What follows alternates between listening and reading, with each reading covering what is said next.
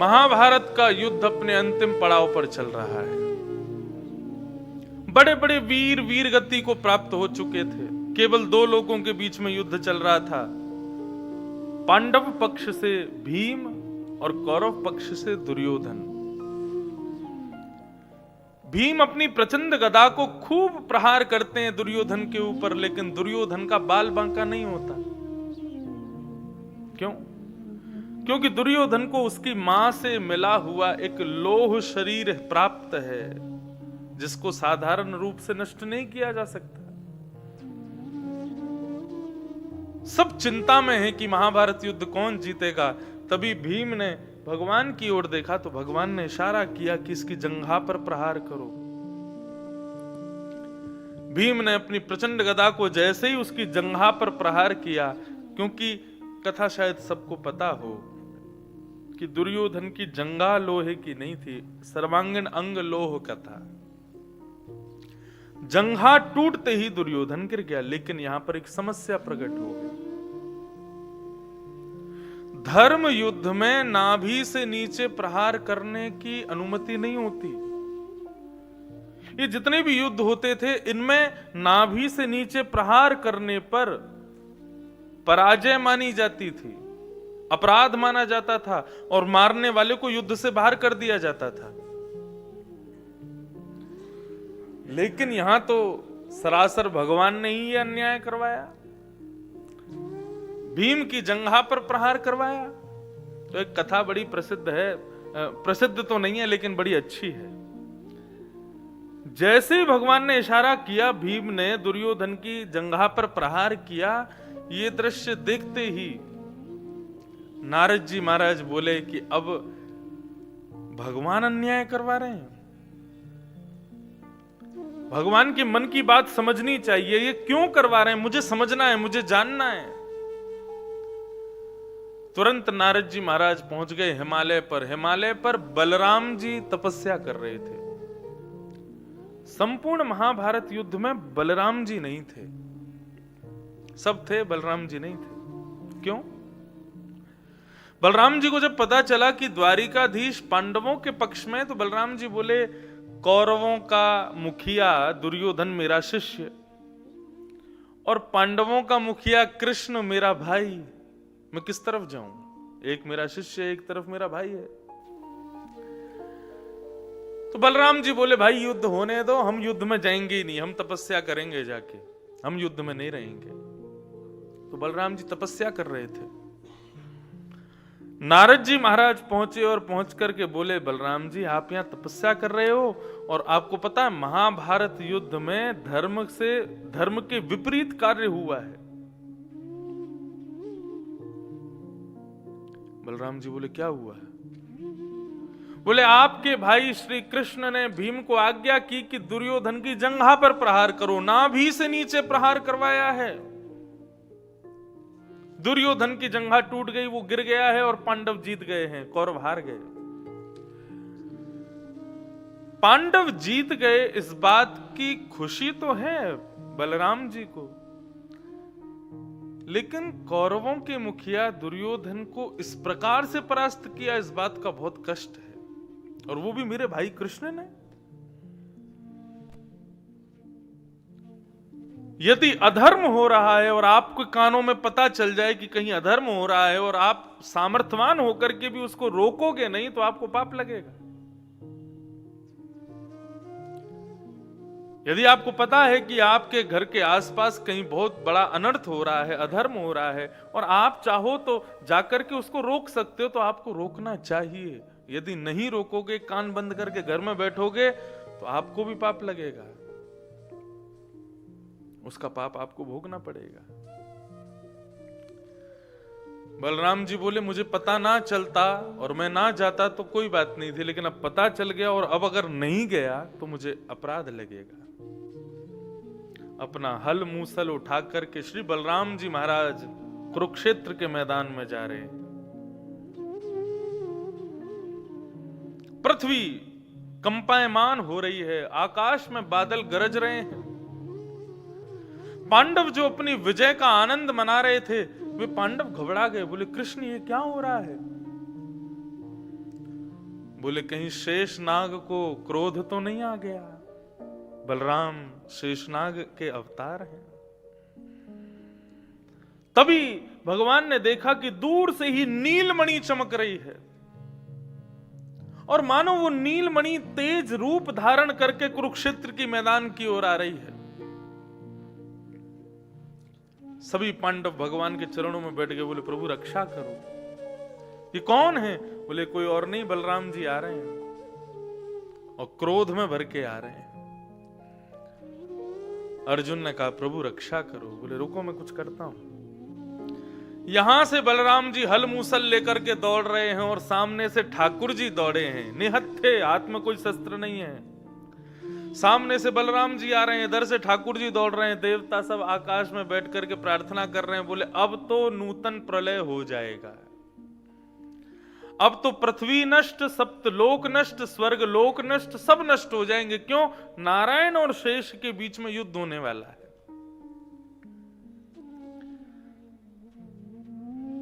बलराम जी हल मूसल लेकर के दौड़ रहे हैं, ठाकुर जी बिना किसी शस्त्र के दौड़ रहे हैं। सब टकटकी लगा करके देख रहे हैं क्या होगा क्या होगा क्या होगा।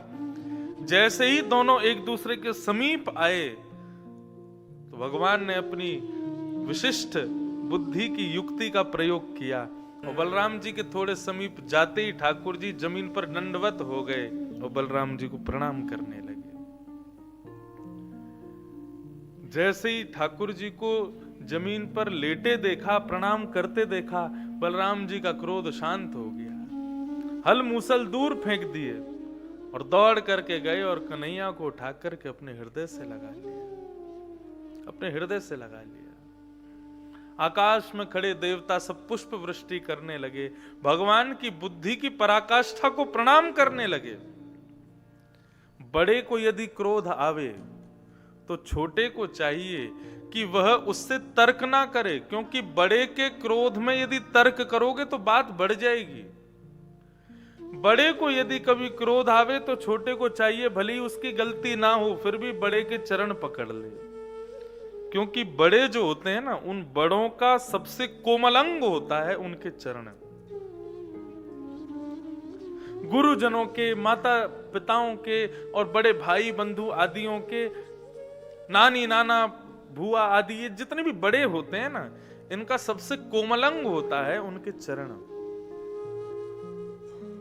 कभी यदि क्रोधित हो जाएं तो तुरंत उनके चरणों में नतमस्तक हो जाओ। क्यों? चरणों में गिरा जब अपने बालक को देखेंगे तो उनका क्रोध शांत होगा, और जब क्रोध शांत हो जाएगा ना, तब आप अपनी बात कहोगे तो बात सारी शॉर्ट आउट हो जाएगी। लेकिन क्रोध में आप अपनी बात कहोगे तो क्रोध और बढ़ जाएगा। भगवान ने इस प्रकार बलराम जी के चरण पकड़ के पहले तो उनको, उनके क्रोध को शांत किया। जब बलराम जी ने कन्हैया को हृदय से लगाया, नेत्र खोल करके देखा तो दूर भीम दिखाई दिया। भीम को देखते ही बलराम जी का फिर क्रोध बढ़ने लगा, ठाकुर जी को दूर करके अपने हल मूसल पकड़ने लगे। तब ठाकुर जी ने हाथ पकड़ा, बोले क्या कर रहे हो आप? किसको मारने जा रहे हो? बोले कन्हैया तू पक्षधर है, मैं जानता हूं, तू अपने भक्तों का बहुत पक्ष करता है। इन पांडवों का पक्ष किया मैं मानता हूं, लेकिन ये भीम ने आज धर्म विरुद्ध कार्य किया है और धर्म विरोधी जो होगा उसको मैं जीवित नहीं छोड़ूंगा, मुझको रोको मत। भगवान बोले किस धर्म की बात कर रहे हो आप? अरे धर्म युद्ध में नाभि से नीचे प्रहार करना मना है और भीम ने दुर्योधन की जंघा पर प्रहार किया। बोले अच्छा, आज आपको धर्म की याद आ रही है? भरी सभा में जब दुशासन, दुर्योधन आदि जब द्रौपदी को चीरहरण कर रहे थे, तब आप कहां चले गए थे? तब अपनी बहन के चीर को बढ़ाने के लिए आप क्यों नहीं आए? ये दुर्योधन दुशासन से कह रहा था भरी सभा में, अरे दुशासन इसको निर्वस्त्र कर दे और निर्वस्त्र करके मेरी जंघा पर बिठा दे। उस समय धर्म याद नहीं आया आपको? एक अबला नारी भरी सभा में अकेली निर्वस्त्र हो रही थी, उस समय इतने बड़े बड़े धर्म धुरंधर कहां चले गए जिनको आज युद्ध में धर्म याद आ रहा है? अरे उस समय भीम ने प्रतिज्ञा ली थी कि द्रौपदी दुर्योधन की जंघा पर नहीं बैठेगी, लेकिन हां मैं प्रतिज्ञा लेता हूं एक दिन मेरी प्रचंड गदा इसकी जंघा पर जरूर बैठेगी। भीम ने अपनी प्रतिज्ञा पूरी की है।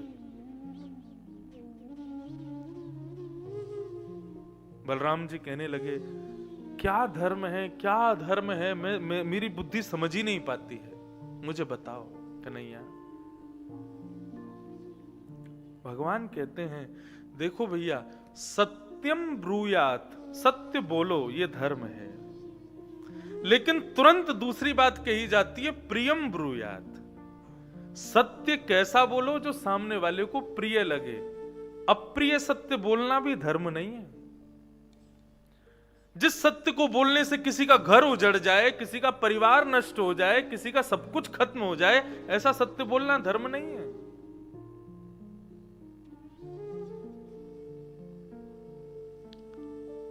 इस प्रकार भगवान कृष्ण ने बलराम जी को समझाया और कहा कि विधर्मी को मारने के लिए यदि अधर्म का सहारा लिया जाए तो विधर्मी को मारने के लिए अधर्म का सहारा लेना भी धर्म है। दुर्योधन विधर्मी है और उसको मारने के लिए यदि भीम ने अधर्म किया, नाभि से नीचे प्रहार किया, तो मेरी नजर में वह भी धर्म है, क्योंकि मरने वाला कोई धर्मावलंबी नहीं है, विधर्मी है। विधर्मी। इस प्रकार बलराम जी को समझाया। बलराम जी बात समझ गए और पांचों पांडव अपने राज्य अभिषेक के लिए तैयारियों में लग गए। रणभूमि में अचेत अवस्था में पड़ा है दुर्योधन। तभी गुरुपुत्र अश्वत्थामा आ गया और आकर के पूछने लगा, दुर्योधन तुम्हारे पास अब भी समय है, मुझे आज्ञा दो, मैं पांचों पांडवों को मार दूंगा। दुर्योधन बोला, मेरे पास और कोई चारा भी नहीं है, मार दो। अश्वत्थामा पांचों पांडवों को मारने के लिए गया, लेकिन जाको राखे साइया मार सके ना कोई, बाल ना बांका कर सके जो जग बैरी होए। ठाकुर जी जिसको एक बार पकड़ लें, ठाकुर जी जिसके ऊपर एक बार अपना वरदस्त रख दें, या ठाकुर जी जिसके सदैव संरक्षक बनकर के रहते हो, उसको महाराज ठाकुर जी भी चाहे ना तो नहीं मार सकते। अर्धरात्रि का समय था, भगवान को पता चला अश्वत्थामा आ रहा है, सोते हुए पांडवों को मार देगा, क्योंकि अधर्म एक हो चुका है ना। अब तो सब सोचेंगे कि हम भी अधर्म ही करें। भगवान पांचों पांडवों को अर्धरात्रि में ही उठा करके अपने साथ ले गए, लेकिन द्रौपदी के 5 पुत्र सोते रह गए। अश्वत्थामा ने आकर के अंधेरे में पहचान नहीं पाया और द्रौपदी के 5 पुत्रों को मार दिया। 5 पुत्रों को मार करके दुर्योधन के पास उनके मस्तिष्क लेकर के गया। दुर्योधन ने जैसी प्रकाश करके देखा, बोले, अरे मूर्ख, ये तूने क्या किया? ये द्रौपदी के 5 पुत्र मार दिए। अब हमारे कुल में कोई पिंडदान करने वाला भी नहीं बचा। ऐसा कहते हुए दुर्योधन ने अपने प्राण त्याग दिए। प्रातः काल का समय हुआ, द्रौपदी रुदन करने लगी, अपने पुत्रों के 5 धरों को देख करके रोने लगी। अर्जुन ने प्रतिज्ञा कर ली, बोले, द्रौपदी तुम रो मत, मैं प्रतिज्ञा लेता हूं, जिसने भी तुम्हारे 5 पुत्रों को मारा है, ये अर्जुन प्रतिज्ञा लेता है, उसको जीवित नहीं छोड़ूंगा मैं। भगवान अर्जुन का हाथ पकड़ रहे हैं, बोले, गुस्से में, जल्दबाजी में प्रतिज्ञाएं नहीं लेनी चाहिए। बंधुओं, एक चीज समझिए, महाभारत, भागवत आदि ये ग्रंथ ना, ये पग पग पर कुछ सिखाते हैं। क्रोध करना बुरा नहीं होता, लेकिन क्रोध के समय पर लिए जाने वाले निर्णय बुरे होते हैं। क्रोध के समय पर लिए जाने वाले जो आपकी प्रतिज्ञाएं होती हैं ना, वो आपको बाद में पछतावा होता है, मैंने ऐसा क्यों कर दिया। इसलिए एक चीज करो, जब भी क्रोध आए ना, क्रोध आने दो, फटने दो ज्वालामुखी, लेकिन मुख से एक शब्द मत बोलो, बस मौनमास्ताम, शांत हो जाओ। कैसे भी करके उन 5 मिनट के समय को शांति से निकाल लो। जब मन थोड़ा शांत हो जाए, बुद्धि थोड़ी शांत हो जाए, ज्वालामुखी थोड़ी कम हो जाए, तब मुख खोलो। तब आप जो निर्णय लोगे ना, वो प्रिय होगा, वो अच्छा होगा। क्योंकि क्रोध का आवेश इतना होता है कि हमारी बुद्धि को फिर कुछ दिखाई नहीं देता। सद असद का ज्ञान, हम विवेक शून्य हो जाते हैं क्रोध बढ़ते ही। इसलिए क्रोध में निर्णय नहीं लेना चाहिए। भगवान अर्जुन का हाथ पकड़ रहे हैं, बोले ऐसी प्रतिज्ञा मत कर। लेकिन अर्जुन को तो क्रोध चढ़ा, प्रतिज्ञा ले ली, मैं जिसने तुम्हारे बालकों को मारा उसको जीवित नहीं छोड़ूंगा। 3 लोग महाभारत युद्ध के बाद बचे थे। अश्वत्थामा की शिविर की ओर भगवान रथ लेकर के जाने लगे। अश्वत्थामा को जैसे ही पता चला कि अर्जुन और कृष्ण दोनों आ रहे हैं, वो अपना शिविर छोड़ करके दौड़ने लगा। भगवान ने आज्ञा की, अर्जुन यही है बालकों का हत्यारा, तुम्हारे डर के मारे दौड़ रहा है, भाग रहा है, इसी ने मारा है द्रौपदी के 5 पुत्रों को। भगवान की आज्ञा मान करके उसी के पीछे अर्जुन और कृष्ण जाने लगे। तभी अश्वत्थामा ने ब्रह्मास्त्र छोड़ दिया। उस ब्रह्मास्त्र को अपनी ओर आते देख अर्जुन घबरा गए। ब्रह्मास्त्र कोई बाण की तरह आपका स्पर्श नहीं करता, या बाण की तरह आपके पास नहीं आता। ये तो हमने टीवियों में, सीरियल्स में हमने देखा कि ब्रह्मास्त्र चला, महाराज ज्वालामुखी की तरह आया, आकर के लग गया आदमी को। ऐसा नहीं। ब्रह्मास्त्र का एक रूप गुरुजनों से मैंने सुना। ब्रह्मास्त्र का रूप कैसा होता है? ब्रह्मास्त्र को खाली धनुष पर अभिमंत्रित करके जैसे ही छोड़ा जाता है, जिसका स्मरण करके छोड़ा जाता है, उस व्यक्ति को द्वितीय सूर्य दिखाई देने लगते हैं। मतलब एक सूर्य तो आकाश में है, उसको दूसरे सूर्य दिखाई देते हैं। और वो द्वितीय सूर्य इतने तेजोमय होते हैं कि उनके तेजों में से, उनके तेज प्रकाश से जिसके लिए ब्रह्मास्त्र छोड़ा गया है, उसका शरीर जलने लगता है और धीरे धीरे तड़प तड़प करके वो व्यक्ति जल जल करके मर जाता है। ये होता है ब्रह्मास्त्र। सबसे खतरनाक है। क्यों? जिसके लिए छोड़ा गया वो बच ही नहीं पाएगा, कोई साधन ही नहीं है बचने का।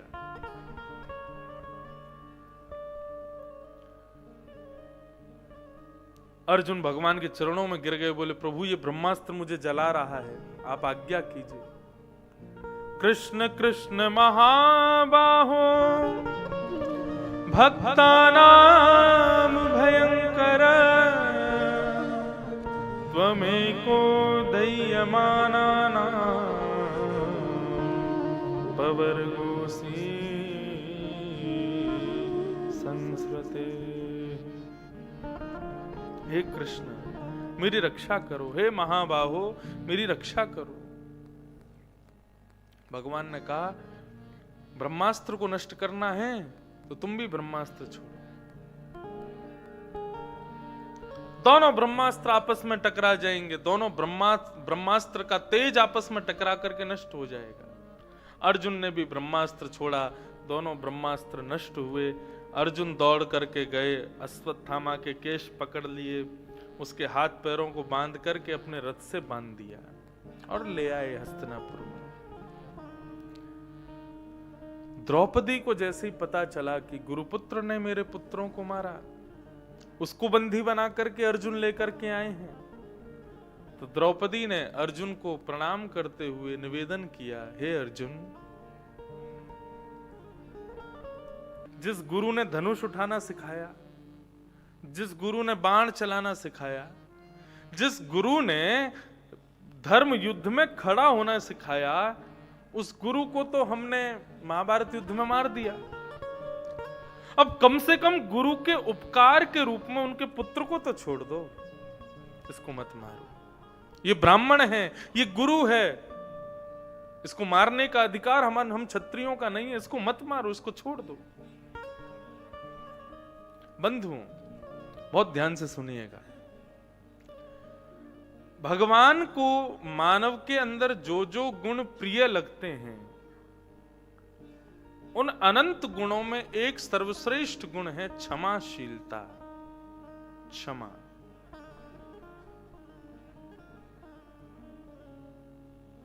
क्षमा भगवान की पत्नी है। जैसे कोई बहुत धनवान होता है तो उसके प्रति कभी कभी मन में भाव आता है कि भगवान इससे बड़े प्रसन्न है, तभी ये बहुत धनवान है, लक्ष्मीवान है। क्यों? भगवान की बड़ी कृपा है इसके ऊपर। ऐसे ही यदि कोई व्यक्ति क्षमावान हो ना, उसके प्रति भी यही भावना रखना कि भगवान इससे बड़े प्रसन्न है। भगवान की प्रसन्नता का यह फलस्वरूप है कि मानव के भीतर क्षमाशीलता आती है। क्षमा धर्म के 10 लक्षणों में दूसरा लक्षण है क्षमा। हम कभी कभी कहते हैं ना, कोई बात नहीं, भगवान देख रहा है। इतना बोलना भी एक प्रकार से क्रोध करना जैसा होता है। अरे भैया, हम तो कुछ नहीं कहते, भगवान सब देख रहे हैं, उसके 1000 हाथ हैं, 1000 आंख हैं, उसको सब दिखता है, किसी किसी कोई छुपा नहीं है। ये भी आदमी क्रोध में ही बोलता है। लेकिन वास्तविकता यह है कि आप यदि किसी अपराधी को क्षमा करते हैं तो प्रकृति उसको नहीं छोड़ती, प्रकृति उसको दंड देती है। एक बार एक नाव में 10 विद्यार्थी बैठ करके नाव पार कर रहे थे, गुरुजी संग में बैठे थे। तो एक बालक के सिर पे बाल नहीं थे। बाल नहीं थे क्या, उसका मुंडन हुआ था। तो जब छोटे विद्यार्थी बालक होते हैं, एक आध का मुंडन हो जाए तो बाकी के बाल वाले विद्यार्थी उसको खूब छेड़ते हैं। कभी उसके सिर पर तबला बजा देंगे, कभी उसके सिर पे कुछ ऐसे मार देंगे, कभी पन पर किया। यदि किसी के अपराध को आप क्षमा करते हो तो आप अपने क्रोध को प्रकृति को दे देते हो, और प्रकृति उसको छोड़ती नहीं है। फिर एक ना एक दिन उसको नष्ट करेगी। द्रौपदी ने अर्जुन के चरण पकड़ लिए, बोले मत मारिए इसको, ये ब्राह्मण है, हमारा गुरुपुत्र है, गुरु के उपकार के रूप में इसको बख्श दीजिए, इसको छोड़ दीजिए। और अर्जुन, इसको मारने से फायदा हमको क्या होगा, ये बताओ। क्या मेरे 5 पुत्र जीवित हो जाएंगे? नहीं होंगे ना। मेरे 5 पुत्र जीवित नहीं होंगे तो फिर इसको मारना क्यों? और दूसरी बात, इनकी मां के बारे में सोचो। अर्जुन बोला, इसने सोचा बच्चों की मां के बारे में? इसने तो 5 को मार दिया। बोले उसने नहीं सोचा, लेकिन जिन 5 बालकों को इसने मारा, उसकी मां के 5 बालक तो चले गए, लेकिन 5 पति तो हैं।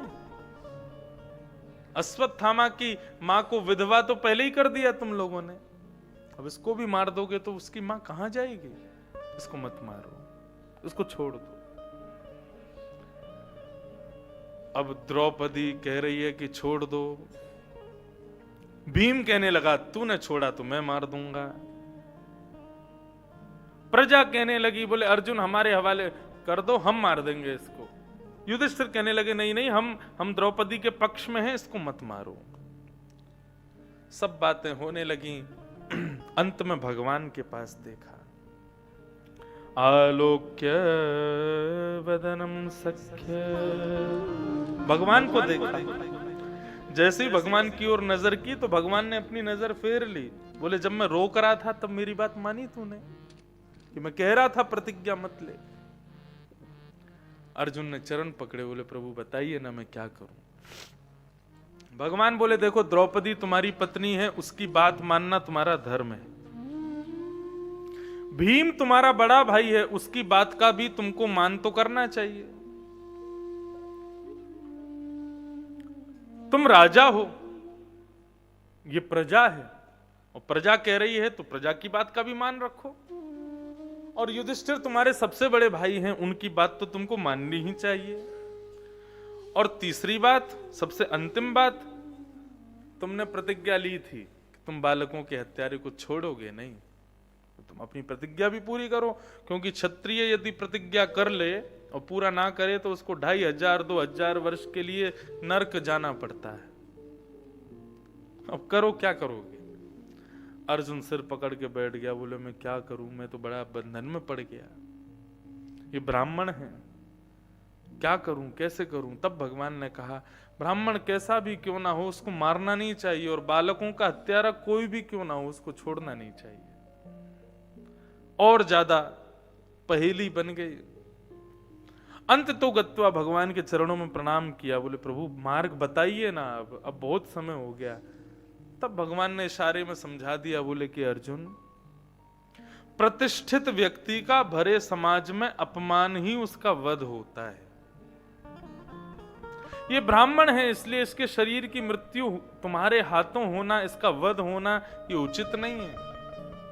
लेकिन बालकों का हत्यारा है इसलिए इसको छोड़ना भी उचित नहीं है। इसलिए क्या करो, बीच का रास्ता यही है कि ये ब्राह्मण है, मारना नहीं है, बालकों का हत्यारा है, छोड़ना नहीं है, लेकिन गुरुपुत्र है, मतलब प्रतिष्ठा है इसकी, तो क्या करोगे? भरे समाज में, ये पूरी हस्तिनापुर इंद्रप्रस्थ के सामने इसका अपमान कर दो, सबके मध्य में अपमान होगा, तो जब तक जीवित रहेगा तब तक मरता ही रहेगा। और भरी सभा के सामने आधी दाढ़ी मूछ मूड़ करके, उसके आधे केशों को उड़ा करके, और सबसे बड़ी बात ब्राह्मण की शिखा, उस शिखा का छेदन करके, मणिम जहार मूर्धन्यम, ब्रह्म तेज की मणि। ऐसा एक बार पूज्य पिताजी महाराज की प्रयाग में कथा चल रही थी, कुंभ में मैं भी गया था। तब किसी ने प्रश्न लिख करके पिताजी को भेजा, ये ब्रह्म तेज की मणि केवल अश्वत्थामा के पास थी? पिताजी ने उसका विवेचन किया कि ये ब्रह्म तेज की मणि प्रत्येक ब्राह्मण के पास है। प्रत्येक ब्राह्मण के मस्तिष्क में ब्रह्म तेज की मणि होती है। जो ब्राह्मण त्रिकाल संध्या करते हैं, उर्दपुंड त्रिपुंड लगाते हैं, चोटी रखते हैं, गायत्री पुरुषण करते हैं, वेद वेदांगों का पाठ करते हैं, उनका पठन करते हैं, उनकी ब्रह्म तेज की मणि तेजस्वी होती है। कई ब्राह्मणों को आप देखेंगे तो उनके मुखमंडल की आभा देख करके ही उनको प्रणाम करने की इच्छा होती है। क्यों? उनकी ब्रह्म तेज की मणि तेजोमय होती है। तो इस प्रकार ब्रह्म तेज की मणि को निकाल करके अर्जुन ने धक्के मार करके अश्वत्थामा को बाहर कर दिया, और अश्वत्थामा अब बदले की आग में जल रहा है। भगवान सभी पांडवों को लेकर के गंगा किनारे गए और जाकर के पिंडदान करवाया, मरे हुए सब कौरव आदियों का, सबका पिंडदान आदि, सबका तर्पण आदि हो रहा था। तभी कुंती ने जाकर के युधिष्ठिर जी से कहा कि युधिष्ठिर, एक क्रिया कर्ण की भी कर देना। अर्जुन बोला कर्ण की? युधिष्ठिर बोले कर्ण की क्रिया मैं क्यों करूं? कौरवों की हम कर सकते हैं क्योंकि हमारे चाचा के पुत्र थे, लेकिन ये कर्ण तो हमारे कुल का ही नहीं था, हमारे खानदान का ही नहीं था, हमारे तो घर का ही नहीं था, उसका मैं क्यों करूं? तो कुंती ने वर्षों पुरानी बात बताई कि मैं छोटी सी थी, एक संत हमारे यहां आते थे, मैं उनकी बड़ी सेवा करती थी। मुझसे प्रसन्न होकर के उन्होंने मुझको एक मंत्र दिया और कहा, बेटी तुमने मेरी इतनी सेवा की है, जब कभी भी तुम संकट में हो इस मंत्र का उच्चारण करना, जिस देवता का आह्वान करोगी वो तुम्हारे सामने आके खड़ा हो जाएगा। कुंती कहती है, मैंने देखा कि इस मंत्र में इतनी शक्ति कहां होगी। मैंने उसका उच्चारण करके सूर्य का स्मरण किया, सूर्य नारायण मेरे सामने प्रकट हो गए। बोले माते आपने स्मरण किया, बताइए मैं क्या करूं? कुंती बोली, मैं छोटी सी घबरा गई उनको देख करके। मैंने कहा मैंने तो बस ऐसे ही बोला था मंत्र, मुझे कुछ आपसे कुछ चाहिए नहीं, आप चले जाओ। सूर्य कहने लगे, बोले नहीं, आए हैं तो कुछ तो देके जाएंगे। तो अपने समान तेजों में एक पुत्र मुझको प्रदान कर दिया। बोले मां ये मेरा ही अंश है, आपका पुत्र बनेगा। मेरा ब्याह भी नहीं हुआ था युधिष्ठिर उस समय। समाज के डर के कारण, लोक लाज के कारण मैंने कहा कि इस बालक को क्या क्या नाम दूं, किसका क्या बताऊंगी, किसने दिया मुझको। कोई विश्वास नहीं करेगा मेरे ऊपर। तब लोकलाज के डर के कारण उस बालक को लता पत्रों में लपेट करके एक डलिया में उसको बिठा करके मैंने यमुना जी में प्रवाह कर दिया। वही बालक एक राधा नाम की कन्या ने उसको पाल पोस के बड़ा किया, और वही बालक कर्ण बन करके कौरवों के पक्ष में गया और वहां से युद्ध किया। महाभारत युद्ध में मेरे ही बालकों ने उसको मार दिया। वो मेरा पुत्र था। युधिष्ठिर को जब ये बात पता चली तो नेत्रों से आंसू झरने लगे। बोले, मां तुमने हमें पहले क्यों नहीं बताया? यदि हमें पता होता कि वो छठवा भाई है हमारा तो उसको जीवित रहने देते, उसको कैसे भी करके बचा के लाते हम। आपने बहुत बड़ा अपराध किया मां हमसे ये छुपा के। मैं श्राप देता हूं, आज के बाद कोई भी कन्या माता अपने हृदय में गंभीर बात को अपने परिवार से छुपा नहीं पाएगी, उसको बताना ही पड़ेगा। माताओं के गले में गलकंठिका नहीं हुआ करेगी, ये युधिष्ठिर ने श्राप दे दिया।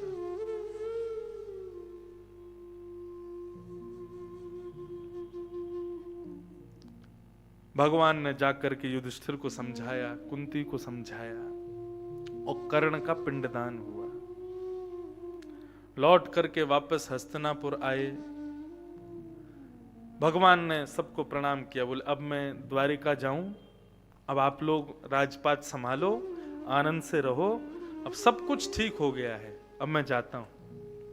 और भगवान रथ पर बैठ करके जैसे ही जाने लगे तो अर्जुन का पुत्र अभिमन्यु, जो कि चक्रव्यूह में मारा गया, उसकी पत्नी गर्भवती थी। उसकी पत्नी के गर्भ के बालक को नष्ट करने के लिए अश्वत्थामा ने बदला पूरा करने के लिए ब्रह्मास्त्र छोड़ दिया।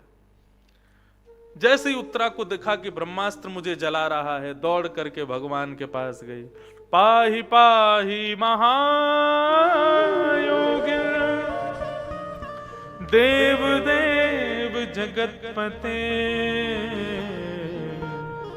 नान्यम तद्भयं पश्ये यत्र मृत्यु परस्पर। मेरी रक्षा कर। पाहि पाहि महायोगिन देव देव जगतपते। हे जगतपते। बंधुओं, पति शब्द का अर्थ क्या होता है बताओ? पति का मतलब क्या होता है? पति का मतलब रक्षक। पाणिक ग्रहण संस्कार के बाद एक विशेष प्रकार की कन्या की रक्षा के लिए पति को नियुक्त किया जाता है, वो होता है रक्षक। अभिमन्यु की पत्नी उत्तरा जब दौड़ करके जा रही है तो वहां उत्तरा के बड़े ससुर जी युधिष्ठिर खड़े हैं, उसके सगे ससुर जी अर्जुन खड़े हैं, भीम खड़े हैं, लेकिन वो किसी के पास नहीं गई। किसके पास गई? सीधे दौड़ करके द्वारिकाधीश के पास गई, और ये जगतपते शब्द कहकर के मानो पांडवों को दिखा दिया कि आप कुछ नहीं हो, ये हैं जगतपति, ये हैं सबके रक्षक। उनके चरणों में जाकर के प्रणाम करने लगी, मेरी रक्षा करो हे जगतपते। आज द्रौपदी के भी मन में आया कि जब चीरहरण मेरा हो रहा था तो द्रौपदी ने पहले भगवान को नहीं पुकारा। बोली, मैं पांडवों की पत्नी हूं, ये पंच पांडव मेरी रक्षा करेंगे, मेरा चीरहरण नहीं होने देंगे। दुशासन साड़ी खींच रहा था, वो पांडवों की ओर देख रही थी, लेकिन पांडव नीची नजर करके बैठे थे। जब पांडवों से रक्षा नहीं मिली तब द्रौपदी ने भीष्म पितामह द्रोणाचार्य आदियों की ओर देखा, ये मेरी रक्षा करेंगे। लेकिन जब बूढ़े बुजुर्ग भी अपनी नीची नजर करके बैठ गए तब द्रौपदी ने अपना बल लगाया, मैं क्षत्रिय नारी हूं, अपनी रक्षा स्वयं करूंगी। लेकिन जब अपना बल भी काम नहीं आया, जब सब जगह से हार गई, तब अंत में ठाकुर जी को पुकारा, हे कृष्ण द्वारिका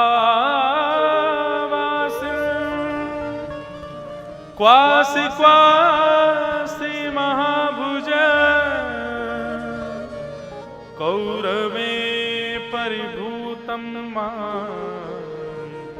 किम न पश्यसि केशव। हे केशव, तुमको दिखाई नहीं दे रहा क्या? इन कौरवों का अत्याचार तुमको दिख नहीं रहा है क्या कन्हैया? कहां हो तुम? प्रकट हो जाओ हे कन्हैया। जब भुजाएं उठा करके ठाकुर जी को पुकारा, एक क्षण में ठाकुर जी वस्त्र बन करके प्रकट हो गए। दुशासन की भुजा थकित भई, खींचते खींचते खींचते खींचते दुशासन पागल हो। भगवान अब पुनः द्वारिका को जाने के लिए प्रस्थान करने लगे तो कुंती भुआ रथ के सामने आके खड़ी हो गई।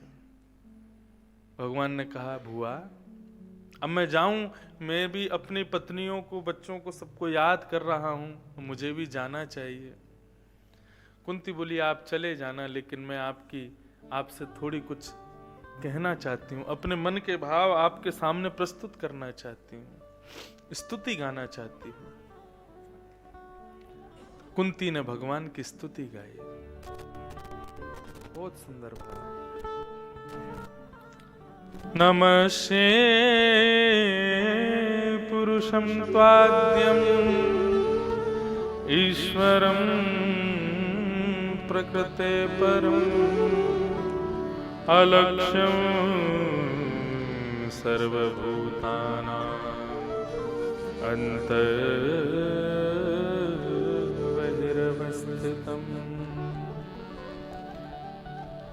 कुंती ने एक बात कही है, नमस्य, और कुंती की स्तुति प्रारंभ भी नमस्कार से है और कुंती की स्तुति का विश्राम भी नमस्ते शब्द से ही है।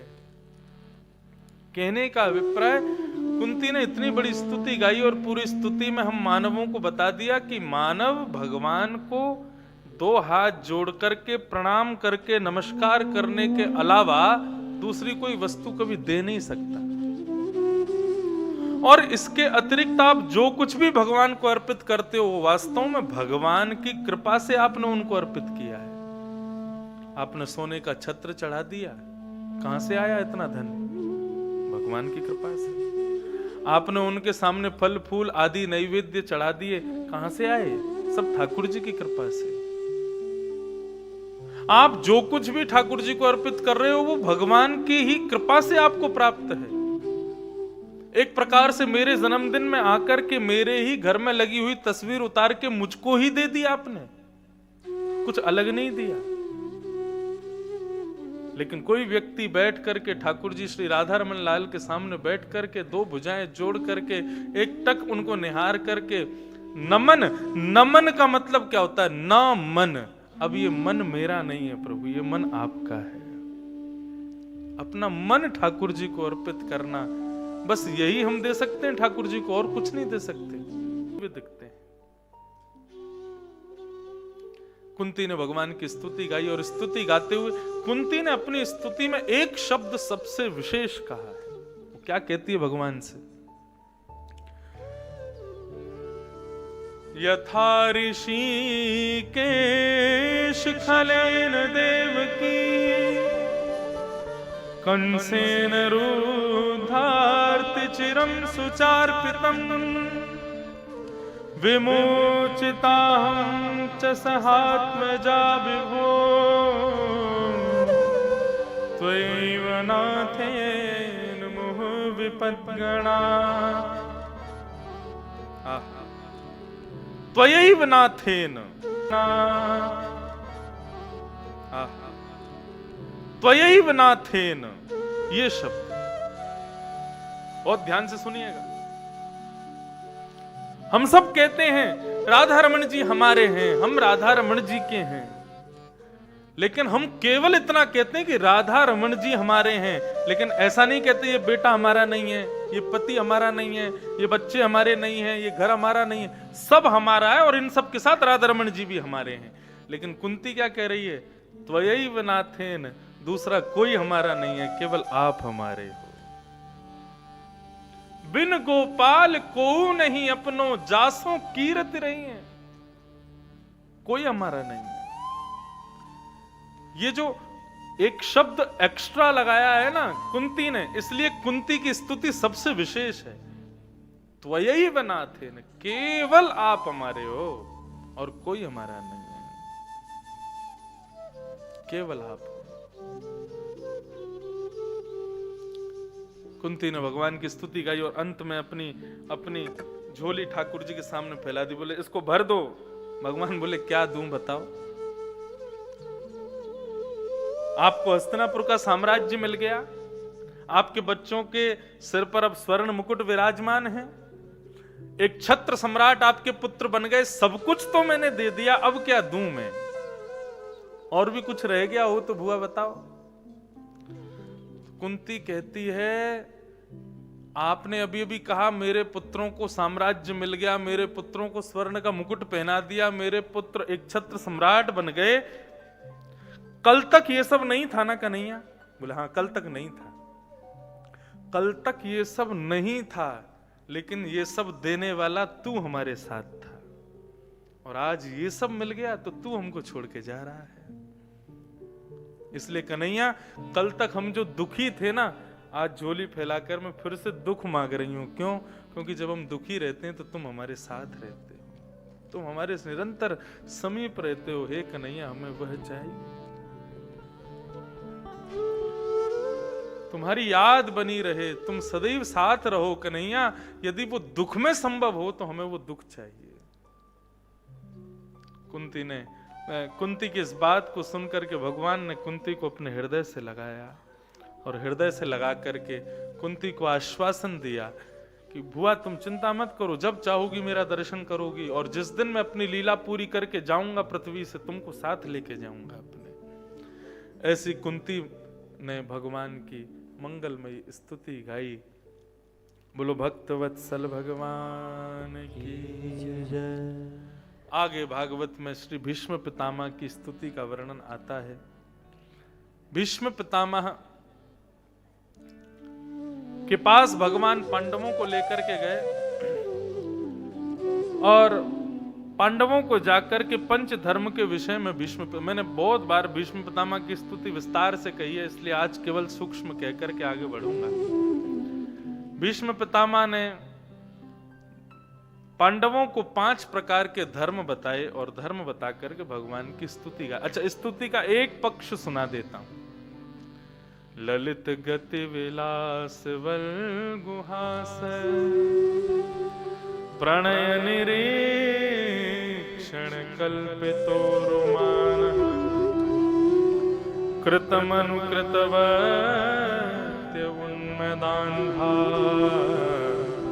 प्रकृति मगन किलयस्य गोपवत्व।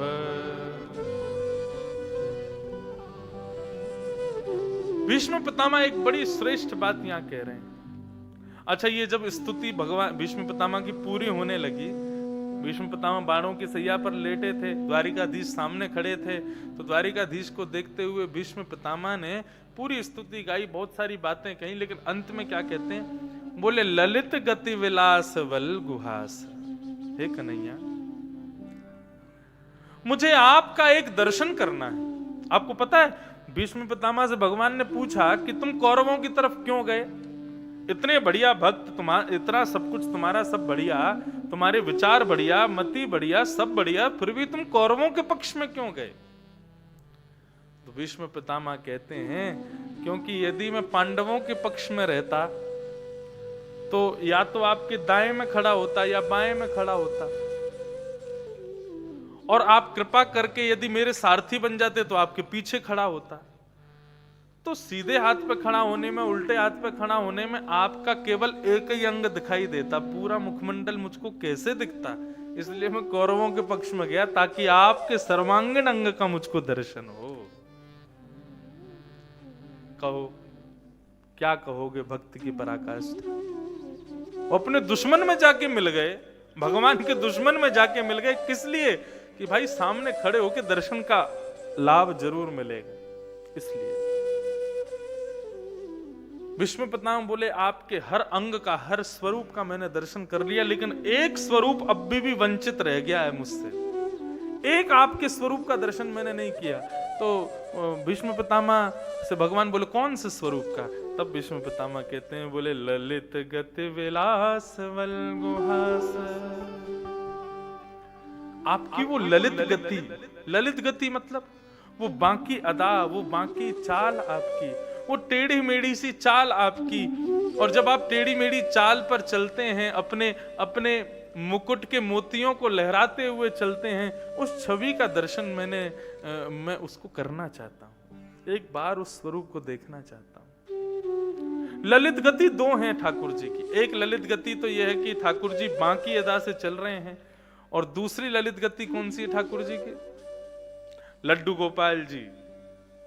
मैं लड्डू गोपाल जी को दूसरे रूप में कहता हूं 3 व्हीलर। 2 तो घुटने और 1 हाथ। 1 हाथ तो उठा ही रहता है उनका। एक मैंने 2 व्हीलर गोपाल जी और देखे, 2 व्हीलर गोपाल जी। कैसे? 2 घुटने पर बैठे हैं, जैसे लोग, कई लोगों को आपने देखा ना, वो भोजन करने के बाद में, और वो कौन सा आसन बोलते हैं उसको, वीरासन, वज्रासन, वो वज्रासन पर बैठ जाते हैं ना, ऐसे घुटने के बल, ऐसे वज्रासन में बैठे हैं, और एक हाथ में लड्डू और दूसरे हाथ में मक्खन, ऐसे लेकर के ठाकुर जी। 2 व्हीलर ठाकुर जी। तो 3 व्हीलर ज्यादा फेमस हैं। तो वो भी ललित गति है। ब्रज लीला में वर्णन आता है, ठाकुर जी जब एक भुजा नीचे रखते हैं, 2 घुटने नीचे रखते हैं, हाथ में मक्खन लेकर के ठाकुर जी चलते हैं, तो चलते चलते ठाकुर जी लुढ़क जाते हैं। एक सपोर्ट नहीं मिल रहा तो कैसे, तो लुढ़क गए। लुढ़कते ही तो क्या होता है, ब्रजरज जो है वो ठाकुर जी के अंग पर लग जाती है। अब अपनी कोई प्रिय वस्तु खाने की इच्छा होती है तो हमारा रहता है एकांत में बैठ के साफ सुथरी जगह पे विधि विधान से इसको खोल खाल के फिर पाएंगे। ऐसे ठाकुर जी भी मक्खन लेके सोच रहे हैं कहीं एकांत में जाऊं और वहां बैठ के आराम से चुपचाप बैठ के इसको पाऊंगा, लेकिन इतने में ही ठाकुर जी लुढ़क जाते हैं, पूरी ब्रजरज लग जाती है। तो दौड़ करके ठाकुर जी जाते हैं यशोदा मैया के पास। तो दौड़ के कैसे जाएं, घुटमनी जाते हैं, बार बार गिरते रहते हैं, इस अंग से गिरते रहते हैं। एक हाथ और 2 घुटने के सहारे चल करके गिरते गिरते जब बोले फिर आप मेरे घर माखन चुराने आएंगे, तो मैं माखन देने के प्रलोभन में माखन दिखाऊंगा आपको, आप उसके प्रलोभन में जैसे मेरे पास आओगे मैं माखन छुपा लूंगा। आप कहोगे माखन दो, तब मैं आपसे कहूंगा कि नाच के दिखाओ, गा के दिखाओ, बंदर की तरह नकल करके दिखाओ। बोले ये इस प्रकार कृतम अनुकृतवत्य उन्मदांध, जैसे गोपियां आपसे विविध विविध प्रकार के कृत्य करवाती हैं, बंदर आदि सब जीवों की नकल करवाती हैं, वैसे मुझे भी आपको उस रूप में देखना है। भीष्म पितामह का भाव बड़ा मधुर। श्री भीष्म पितामह को प्रणाम करते हैं। भगवान ने भीष्म पितामह का अंतिम संस्कार आदि सब करवाया। तत्पश्चात भीष्म पितामह के संस्कार आदि करवा करके भगवान फिर द्वारिका को गए, द्वारिका को प्रस्थान कर गए। आज उस बालक ने जन्म लिया जिस बालक की गर्भ में प्रवेश करके भगवान ने रक्षा की थी। बालक का जन्म हुआ। बालक के जन्म होते ही ऐसा बताते हैं वो बालक उठ करके बैठ गया और चारों तरफ देखने लगा। ना रो रहा है ना हंस रहा है, जन्म लेते ही बालक उठ करके बैठ गया और देखने लगा। किसी ने पूछा भाई ये किसको खोज रहा है, किसको देख रहा है, तो कुंती समझ गई। किसी को पता नहीं था कि इसने अपनी मातृ गर्भ में भगवान का दर्शन किया, केवल कुंती को पता था। कुंती समझ गई ये निश्चित ही अपने मुख को घुमा करके देख रहा है और ढूंढ रहा है कि जिसने गर्भ में प्रवेश करके मेरी रक्षा की वो कहां है, उनको खोज रहा है। जन्म लेते ही परीक्षक और परीक्षार्थी की भावना जिस बालक के हृदय में है उसका नाम रखा गया परीक्षित। ज्योतिषियों ने आकर के महाराज बड़े गुण बताए इस बालक के, ऐसा होगा वैसा होगा, सब आकर के बताया। और अंत में युधिष्ठिर के पूछने पर कोई दोष नहीं होगा क्या? बोले हाँ, दोष तो होगा, क्योंकि इस पृथ्वी पर सर्वगुण संपन्न कोई नहीं आता। चाहे कोई कैसा भी व्यक्ति क्यों ना हो, यदि उसका जन्म हुआ है तो उसके अंदर दुर्गुण होगा ही होगा, दोष होंगे ही होंगे। बिना दोष दुर्गुणों के मानव पृथ्वी पर उसमें सारे सद्गुण होंगे तो यहां थोड़ी रहेगा, स्वर्ग में रहेगा वो। स्वर्ग लोक और दैत्य लोक में अंतर क्या है? स्वर्गलोक के जितने भी जीव हैं, वहां के जो देवता हैं, उनमें सब गुण ही गुण है, उनमें कोई दुर्गुण है ही नहीं। और दैत्यलोक के जो लोग हैं उनमें कोई गुण ही नहीं है, सारे दुर्गुण ही दुर्गुण है। लेकिन मृत्युलोक के जो लोग हैं उनमें सद्गुण और दुर्गुण दोनों समान रूप से विद्यमान हैं। इसलिए चाहे कोई कितनी भी बड़े आसन पर बैठा हो, कितनी भी बड़ी गद्दी पर बैठा हो, दुर्गुण उसमें भी है, उससे कोई बचता नहीं है। नहीं तो हम इस पृथ्वी पर होते ही नहीं।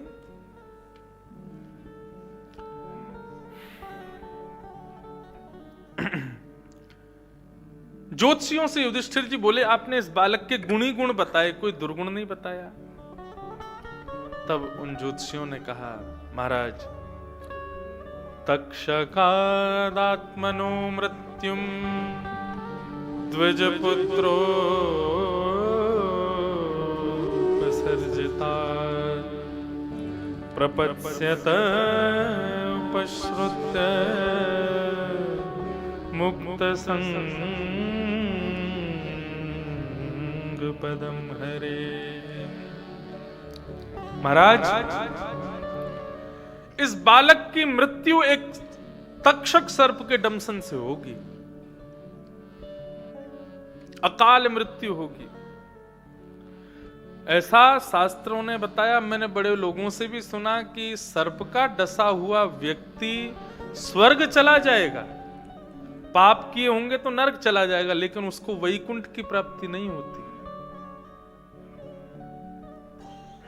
सर्प के डंसन वाले व्यक्ति का पुनर्जन्म होगा ही होगा, निश्चित है।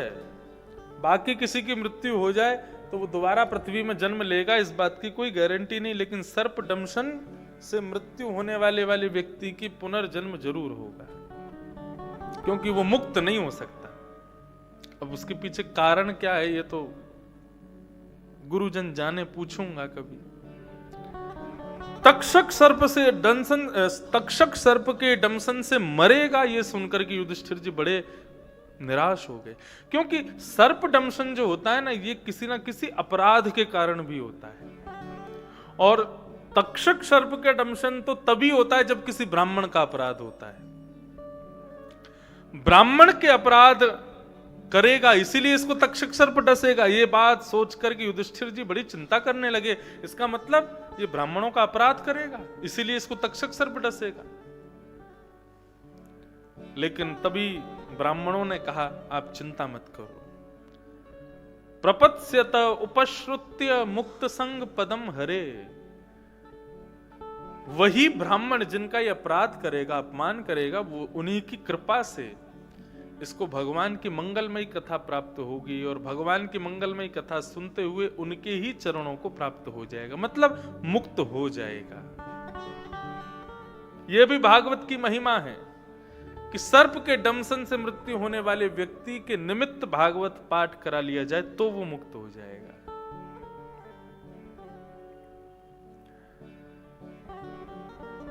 धीरे धीरे वो बालक बड़ा हुआ। भगवान टोपी कुर्ता लेकर के आए, उस बालक को देखने आए, उसके लिए सामग्री लेके आए। लौट करके वापस जाने लगे तो अर्जुन भगवान को छोड़ने के लिए गए। अच्छा, महाभारत में कथा थोड़ी सी अलग है। महाभारत की कथा ऐसी है कि जब उत्तरा ने उस बालक को जन्म दिया तो जिस बालक की भगवान ने गर्भ में ब्रह्मास्त्र से रक्षा कर ली, तो ब्रह्मास्त्र उसके जन्म लेने का इंतजार कर रहा था। बोले, गर्भ में तो मैंने तुझे छोड़ दिया, लेकिन तू जन्म लेगा तो तुझे छोड़ूंगा नहीं। जैसे ही उस बालक ने जन्म लिया तो ब्रह्मास्त्र के तेज से वो बालक नष्ट हो गया, और तभी भगवान पहुंचे थे उस बालक को मिलने के लिए, देखने के लिए। तो उत्तरा की गोद में वो बालक मृतक अवस्था में था। भगवान आए, आकर के उत्तरा से कहने लगे, उत्तरा क्या हुआ? तो उत्तरा रोने लगी, उसके नेत्रों से अश्रुधार बहने लगे। और उत्तरा ने वहां पर एक संबोधन किया। क्या? ये नहीं कहा कि अभिमन्यु का बालक मर गया, अर्जुन का नाती मर गया, हे प्रभु आपका नाती, परीक्षित नाती लगा ना भगवान का, बोले आपका नाती नहीं रहा। उसने ऐसा नहीं कहा। उत्तरा क्या कहती है? आपका सहोदर भ्राता अब जीवित नहीं है। मतलब मां के गर्भ में दो बालक जब एक साथ रहते हैं ना, जुड़वा, उनको आपस में क्या कहा जाता है? जैसे हम कहते हैं जुड़वा भाई हैं, दोनों ट्विंस हैं, ऐसी उनको संस्कृत भाषा में कहें तो सहोदर भ्राता। अपनी मातृ गर्भ में अपने भाई के साथ जो रहा हो उसको सहोदर कहते हैं। उत्तरा कह रही आपका सहोदर भाई जीवित नहीं है। ये बात सुनकर के ठाकुर जी के नेत्र सजल हो। कुछ क्षण के लिए ही सही, ठाकुर जी आप मेरे गर्भ में गए थे तो ये आपका भाई भी हुआ इस नाते, और आप मेरे पुत्र भी हुए। आपका सहोदर भाई जीवित नहीं है।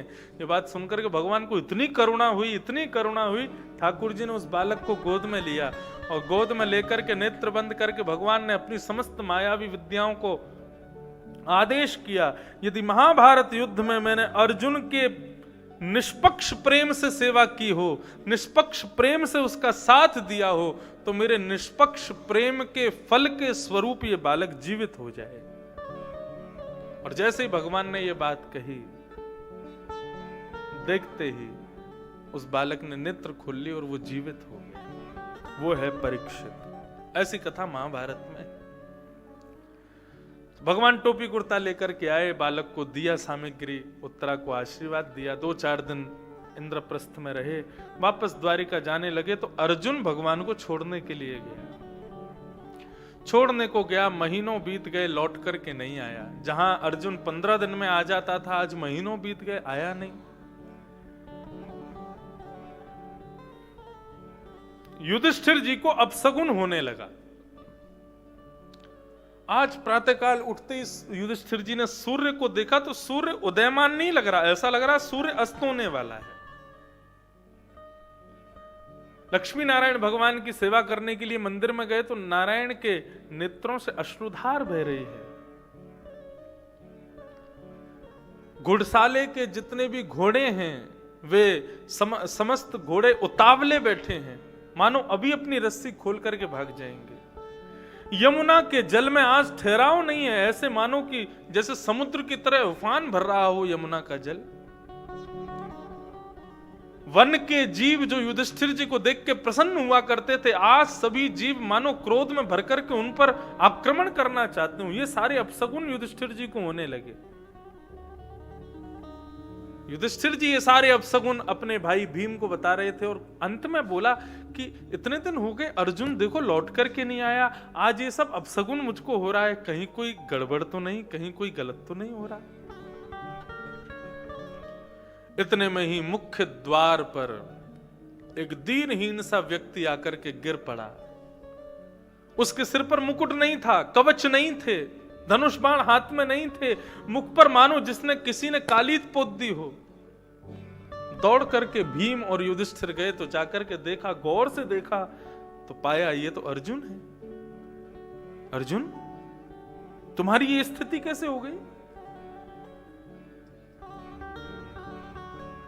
तुम तो द्वारिका गए थे ना, द्वारिकाधीश की सुध लेने, उनको लेकर के गए थे, इतने महीनों बाद आए, द्वारिका में सब ठीक है ना, द्वारिकाधीश ठीक है ना, भगवान की समस्त पटरानियां सब कुशल मंगल है ना।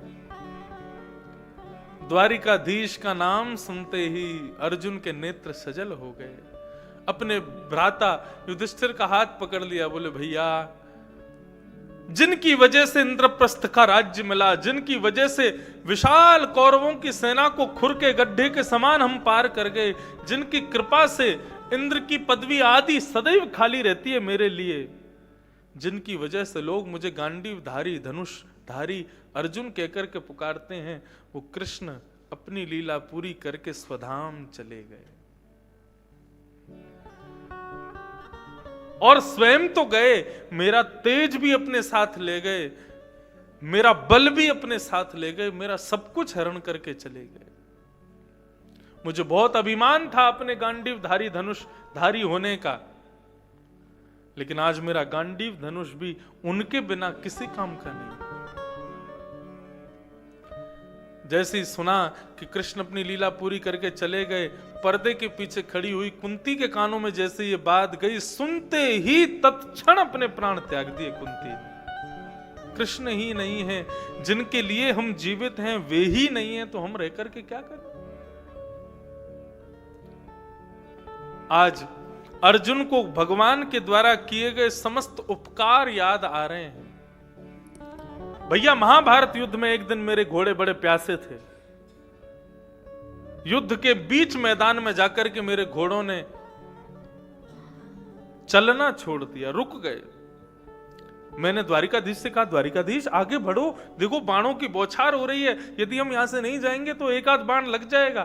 द्वारिकाधीश बोले, अर्जुन तुम्हारे घोड़े प्यासे हैं और जब तक इनको जल नहीं मिलेगा हम आगे नहीं बढ़ पाएंगे। अर्जुन बोला, अब क्या करें, अब तुम युद्ध मैदान के बीच में खड़े हैं, सामने से बाणों की बौछार हो रही है। द्वारिकाधीश मुस्कुराने लगे। मैंने कहा, मुस्कुरा क्यों रहे हो, मरने वाले हैं हम, आप मुस्कुरा रहे हो। द्वारिकाधीश बोले, मैं इसलिए मुस्कुरा रहा हूं, अब मैं देखूंगा कि तू क्या करता है। भगवान बोले, ये कोई परीक्षा लेने का समय है अर्जुन। अर्जुन कहने लगे, बोले प्रभु मजाक मत कीजिए, बताइए क्या करें, कैसे निकले यहां से। भगवान बोले, जो बोलूंगा सो करेगा। बोले, करिष्ये वचनम तव, आप जो कहेंगे मैं करूंगा। भगवान बोले, देख लेना पीछे मत हट जाना। बोले, नहीं हटूंगा पीछे, आप आज्ञा कीजिए क्या करना है। भगवान बोले, रथ से नीचे उतर जाओ, अपने धनुष पर बाण चढ़ाओ, पृथ्वी में गड्ढा करो, पानी का स्रोत निकालो, घोड़ों को खोल करके पानी पिला के दोबारा घोड़ों को रथ में लगा दो, जाओ। ये बात कहां कह रहे हैं, बीच महाभारत के युद्ध में, जहां पर सामने दुर्योधन, दुशासन, भीष्म पितामह, द्रोणाचार्य, कृपाचार्य सब बाण तान करके बैठे केवल अर्जुन को मारने के लिए, वहां ये बात कह रहे हैं। अर्जुन बोला, प्रभु आप देख रहे हैं ये कहां खड़े हम लोग। भगवान बोले, तूने कहा था जो कहूंगा सो करेगा, अब कर। मैंने उनकी बात पर विश्वास किया भैया, मैं रथ से उतर गया, अपना बाण निकाल करके पृथ्वी में गड्ढा किया, स्रोत ढूंढ करके निकाला, अपने घोड़ों को खोल करके जल पिलाया, जल पिला करके घोड़ों को पुनः रथ में जोतने लगा। मन में विचार करने लगा, इतनी देर हो गई, एक बाण ने भी मेरा स्पर्श नहीं किया। ये दुर्योधन, दुशासन, भीष्म पितामह भूल गए हैं क्या कि मुझे मारना है। ये मुझे मार क्यों नहीं रहे हैं। मैंने जैसे ही पीछे मुड़कर के कौरवों की सेना की ओर देखा तो दुर्योधन, दुशासन आदि सब मूर्ति के समान खड़े हैं, मुझे देख रहे हैं, बाण पकड़ के खड़े हैं, लेकिन एक भी व्यक्ति बाण छोड़ नहीं रहा है। तभी मैंने देखा, ये मार क्यों नहीं रहे हैं। मेरे रथ की ओर देख रहे हैं, मुझे देख रहे हैं, मेरे सारथी को देख रहे हैं, लेकिन मार क्यों नहीं रहे। तभी अर्जुन के मन में आया, सारथी को तो देखूं जरा क्या कर रहा है। पीछे मुड़ करके देखा तो द्वारिकाधीश कृष्ण शंख चक्र गदा पद्म धारण करके चतुर्भुज रूप में खड़े हुए हैं। अपने सौंदर्य को ऐसा बिखेर रखा है कि उनकी सुंदरता को देखने में समस्त कौरवों की सेना व्यस्त हो गई, भूल गई कि हमको अर्जुन को मारना है। अपने सुंदरता के सागर को प्रकट कर दिया, जिस पर मोहित हो गए कौरव, भूल गए कि अर्जुन नीचे घूम रहा है। अपने स्वरूप मात्र से कौरवों की सेना की आयु का हरण करने वाले वो कृष्ण हमें छोड़ करके चले गए। वंचितो हम महाराज हरिणाम बंधु रूपिण, चले गए। आज अनंत उपकार भगवान के याद आ रहे थे। पांडवों ने अपने राजकीय वस्त्रों का त्याग कर दिया। छोटे से नन्हे से परीक्षित को राज्य गद्दी पर बिठा करके उसके बगल में मुकुट को रख दिया। ब्राह्मणों को प्रणाम करते हुए कहा, इस बालक से आप राजपाट करवाइएगा और हम पांचों पांडव द्रौपदी के साथ अब यहां नहीं रहेंगे। जो कृष्ण का दिया है वो तब ही तो भोगेंगे जब कृष्ण हो। जब कृष्ण ही नहीं है तो यहां रह करके क्या फायदा। पांचों पांडव अपने राजपाट को त्याग करके स्वर्गारोहण को चले गए। बोलो भक्तवत्सल भगवान की जय। मैं बंधुओं कथाओं में बताया करता हूं, ये पंच पांडव मानव के पंच गुण हैं। द्रौपदी मानव का छठवां गुण है। ये 6 गुण जिसके अंदर होते हैं ठाकुर जी उसकी सदैव रक्षा करते हैं। युधिष्ठिर, भीम, अर्जुन, नकुल, सहदेव।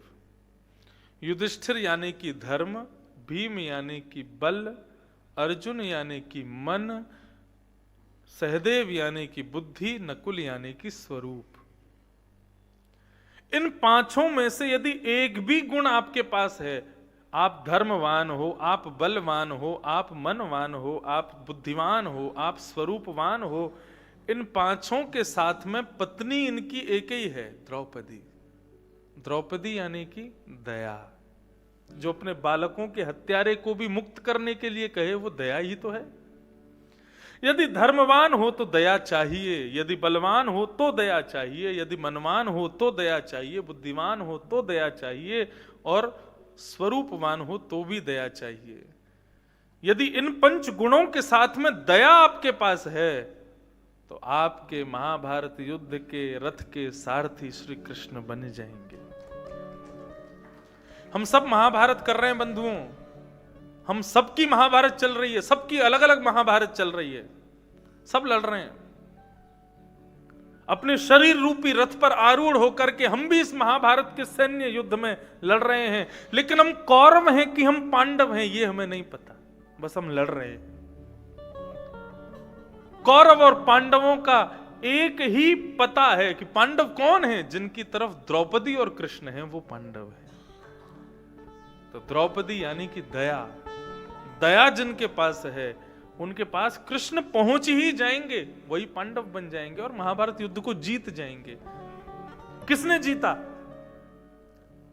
सूरदास जी ने जीता इस महाभारत युद्ध को, मीराबाई ने जीता है, तुलसीदास जी ने जीता है, कुंभन दास जी ने, रैदास जी ने, इन सब ने अपने महाभारत युद्ध को जीता है। अब हमारी बारी है जीतने की। कब जीतेंगे? जब अपने भीतर विद्यमान पंच पांडव रूपी गुण का ब्याह हम द्रौपदी से कराएंगे, तभी कृष्ण हमारे रथ के सारथी बनेंगे। क्योंकि जहां दया नहीं आएगी वहां पर कृष्ण कभी नहीं आएंगे। अरे बल तो रावण में भी है और बल राम जी में भी है, लेकिन वो निर्बल के बल राम है। वो बल होते हुए भी उसके अंदर दया नहीं है रावण के पास, इसलिए वहां पर राम नहीं है, वहां पर कृष्ण नहीं है। बल कंस में भी है, लेकिन कंस के बल में दया नहीं है, इसलिए दया का होना बहुत जरूरी है। पंच पांडवों को हम प्रणाम करते हैं। आगे के प्रसंग में आता है कि धीरे धीरे परीक्षित बड़े हो गए, उनका ब्याह हुआ, जन्मेजय आदि पुत्र हुए। एक दिन परीक्षित जी भ्रमण करते हुए अपने राजपाट में सब देख रहे थे, कोई दुखी तो नहीं है, किसी को कोई कष्ट तो नहीं है। तभी परीक्षित जी पहुंचे तो उन्होंने एक आश्चर्य देखा कि एक वृषभ बैल अपने एक पैर पर खड़ा है, उसके 3 पैर काट दिए हैं। एक काला काला व्यक्ति उसके चौथे पैर को भी काट रहा है। तभी वहां पर श्री परीक्षित जी पहुंच गए और अपनी तलवार निकाल के उसको मारने लगे। बोले भाई तुम इसका पैर काट रहे हो, कौन हो तुम?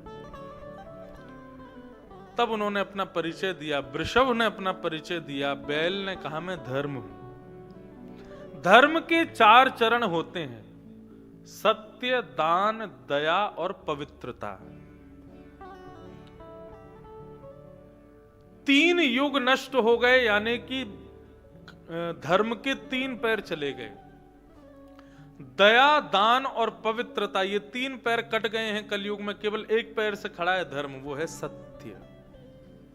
अब धीरे धीरे लोग असत्य का संभाषण करने लग गए हैं। धीरे धीरे जिस दिन लोग बहुत झूठ बोलने लग जाएंगे और झूठ ही बोला करेंगे, उस दिन घोर कलयुग आ जाएगा। आज भी सत्य बोलने वाले लोग हैं, इसलिए धर्म बचा हुआ है। नहीं तो जिस दिन भयंकर झूठ आ जाएगा उस दिन घोर कलिकाल आ जाएगा। पृथ्वी को सबसे ज्यादा भार किसका लगता है पता है? झूठे व्यक्ति का। कोई बहुत मोटा हो जाए, किसी का बहुत वजन हो जाए, कोई कितना भी बड़ा अपराध कर दे, उसका वजन भी पृथ्वी सह लेती है, लेकिन झूठ बोलने वाले का वजन पृथ्वी से सहन नहीं होता।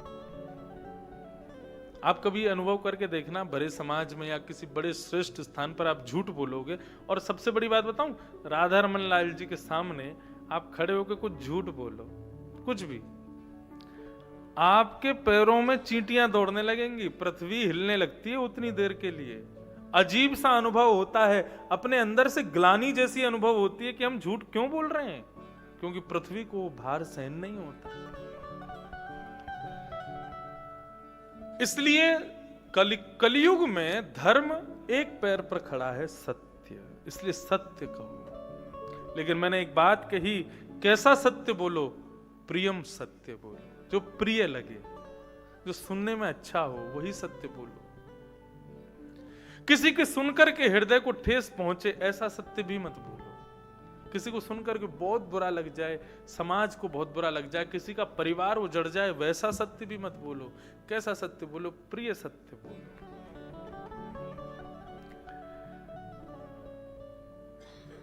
काले काले व्यक्ति से पूछा, भाई तुम कौन हो? बोले कि मैं कलयुग हूं। सतयुग जाता है, त्रेता, त्रेता जाता है, द्वापर आता है, द्वापर गया, मेरी बारी में कलयुग हूं। मैं इसका चौथा पैर काट रहा हूं। धीरे धीरे लोग असत्य का सहारा लेंगे, तभी तो घनघोर कलयुग आएगा। अभी तो ऐसा बताते हैं कलयुग छोटा सा है, अभी बालक है, अभी तो उसकी युवावस्था आएगी। भगवान की बड़ी कृपा है कि हम लोगों का जन्म अभी हो गया है, क्योंकि आगामी 100 साल बाद का जो जीवन है ना, वो खतरनाक होने वाला है, बहुत भयावह है।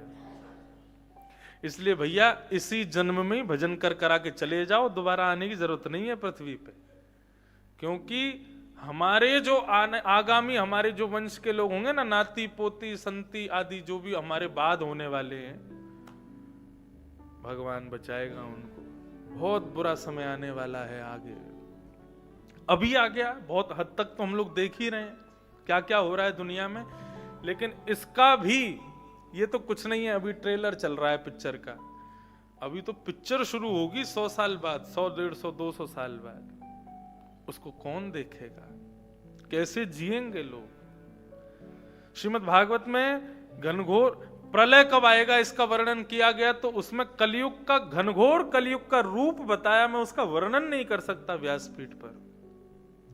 ये जो मांस भक्षी लोग हैं ना, इतना सुन लीजिए बस कि मांस खाने के लिए जानवर नहीं बचेंगे तो क्या करेंगे? एक दूसरे को खाना शुरू कर देंगे, राक्षस बन जाएंगे।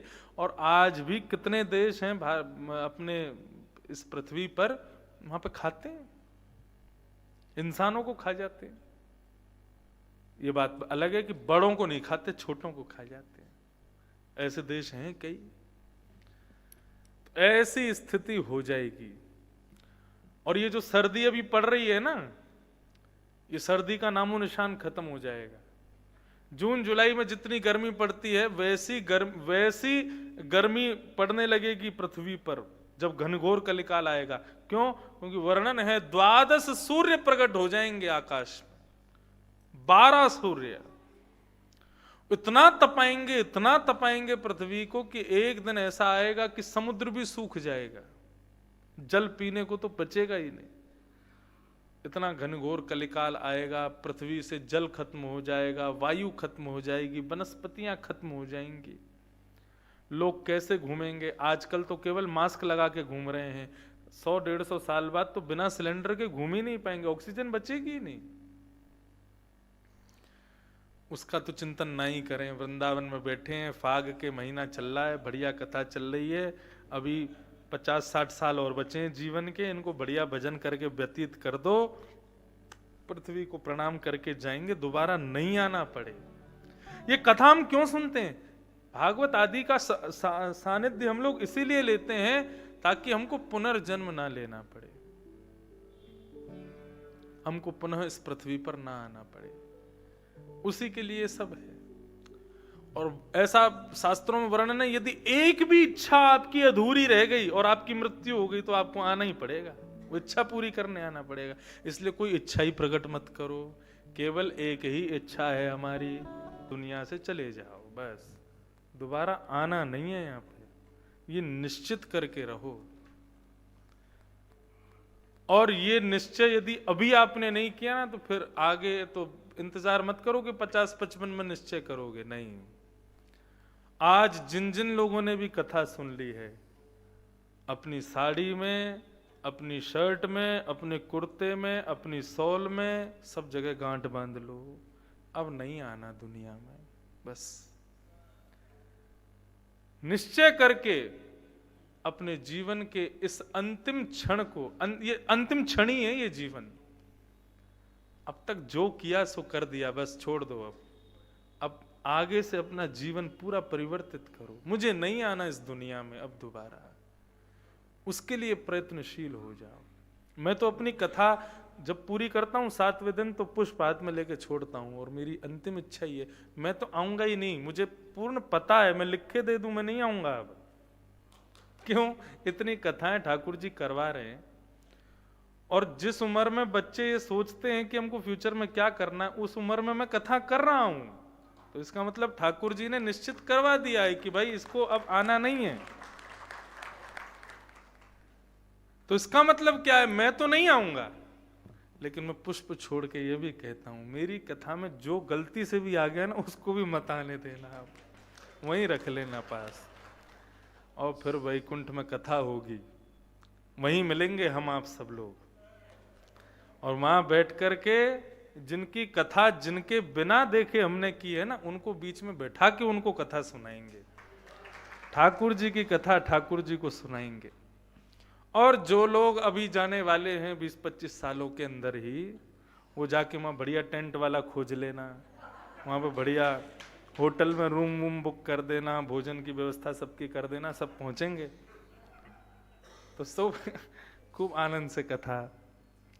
देखो, मृत्यु की चर्चा कहीं होती है तो हम क्या, भाई अभी ऐसी बात क्यों करते हो, मरने की बात है क्यों? यहाँ हम मरने की बात करते तो कितनी हंसी आती है, कितनी प्रसन्नता, मन में इच्छा प्रकट हो जाती है, इंतजार शुरू हो जाता है, कब होगा वो दिन, कब आएगा वो दिन कि हम जाएंगे वैकुंठ में, वहां कथा होगी। और शेष शैया पर बीच में अपने अपने हाथ की तकिया लगा करके लक्ष्मी को चरणों में बैठा के नारायण कथा सुनेंगे। ये दिन कब आएगा, उसका इंतजार है। वो कब होगा? आज निश्चय कर लो कि अब नहीं आना इस दुनिया में। अब आए हैं तो ठाकुर जी ने समझो हमको मौका दिया है, बच लो, निकल लो इस दुनिया से। अब कोई इच्छा रह ना जाए बाकी। जितनी हो सके कथाएं सुनो, सबकी कथाएं सुनो, सबका भला करो, सबका अच्छा करो। कोई तुम्हारे संग कितना भी बुरा करे सह लो, और कुछ दिन की बात हो रहा है, कुछ दिन ऐसे कर करके मन को समझाते रहो, निकल जाएगा समय हंसते हंसते, फिर मिलेंगे वैकुंठ में। तो बंधुओं, कलयुग का जो अंतिम चरण अभी बचा है वो है सत्य, वह भी जा रहा है।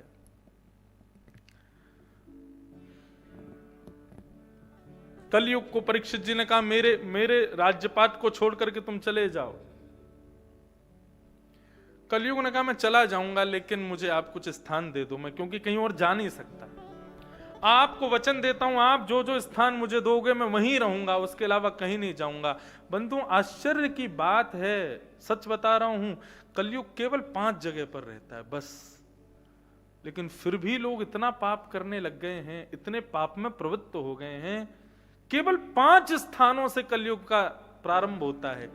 जिसको अपना भला चाहिए इन 5 स्थानों में कभी ना जावे। कौन कौन से 5 स्थान? द्यूतम पानम स्त्रियः सूना यत्रा धर्मा यत्रा धर्मश्चतुर्विध। द्यूतम पानम स्त्रियः सूना 4 जगह पहले दी, फिर उसने कहा कि 4 जगह तो कम है, एक और दे दो। तब पुनश्चयाचमानाय जात रूप मदात प्रभु, उसको 5वां स्थान और दिया। तो कौन कौन से हैं? द्यूतम यानी कि जुआ, पानम सुरापान आदि, स्त्रीयः पराई स्त्री संग, सूना यानी कि हिंसा, और 5वां स्थान दिया अनीति का धन, बिना मेहनत का धन। ये 5 स्थान कलयुग को प्रदान किए गए हैं। जिनको अपना भला चाहिए वो इन 5 स्थानों पर कभी ना जाए। कभी जुआ मत खेलो। और जुआ का एक रूप और बताऊं, शर्त लगी, शर्त कितने की, 500 की लगी शर्त, ये भी जुआ है। शर्त लगानी है ना। खेल के आप कहोगे खेल में मजा नहीं आता जब तक पैसा नहीं लगाए। खेल में पैसा मत लगाओ, उसकी जगह खाने पीने का कोई पदार्थ लगा दो, रसगुल्ला लगा दो, समोसा लगा दो, कचौड़ी बेड़ई लगा दो, छोले भटूरे लगा दो, पिज्जा पास्ता लगा दो, लेकिन धन को मत लगाओ। हारने वाला जीतने वाले को ये खिला देगा, ऐसी शर्त पे भी चल जाएगा काम, लेकिन धन का प्रयोग नहीं, क्योंकि धन लक्ष्मी है और लक्ष्मी को दाव पर नहीं लगाया जाता। लक्ष्मी को इस प्रकार दाव पर लगाने से अपराध होता है, पाप होता है। तो द्यूतम जुआ, पानम मदिरा पान, भक्ष भक्ष का अपनी जिह्वा पर उस हर वस्तु का सेवन करना जिसके लिए जीव नहीं बनी है, वो सब पानम के रूप में आते हैं। स्त्री, एक स्त्री ब्याह होते हुए भी परिस्त्री संग करना, ये पाप का निवास है, उस कलयुग का निवास है। और सूना यानी कि हिंसा, हिंसा इसमें भी कलयुग है। और पुनश्च याचमाना, ये 5वां जो स्थान कलयुग को प्रदान किया वो दिया गया अनीति का धन, बिना मेहनत के कमाया गया धन, उसमें कलयुग रहता है। अब आप विचार करो, ये 5 जगह पे ही है बस कलयुग, फिर भी कितना पाप बढ़ रहा है। क्यों? क्योंकि जो पाप कर रहे हैं वो निश्चित ही इन 5 में से किसी एक के आदि तो होंगे ही होंगे, इसीलिए पाप कर रहे हैं। आप कहोगे हम जुआ नहीं खेलते, हम पानम नहीं करते, परिस्त्री संग नहीं करते, हम हिंसा नहीं करते, लेकिन ये 5 में से तो कोई भी नहीं बचता। अनीति का धन तो सबके घर में है।